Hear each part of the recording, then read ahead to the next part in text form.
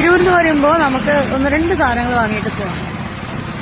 മാങ്ങ കിട്ടിയിട്ടുണ്ട്, നല്ല ഫ്രഷ് ചീര ഉണ്ട്, പാലക്കന്റെ ഇല ഉണ്ട്, നല്ല റെഡ് ചീര, പച്ച ചീര ഒക്കെ ഉണ്ട്.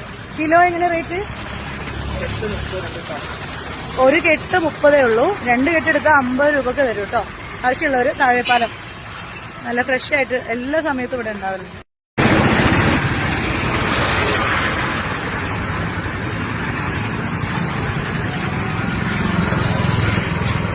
മാങ്ങ എന്താ വില? 1.4 100. 1.4 എന്ന് പറയുമ്പോ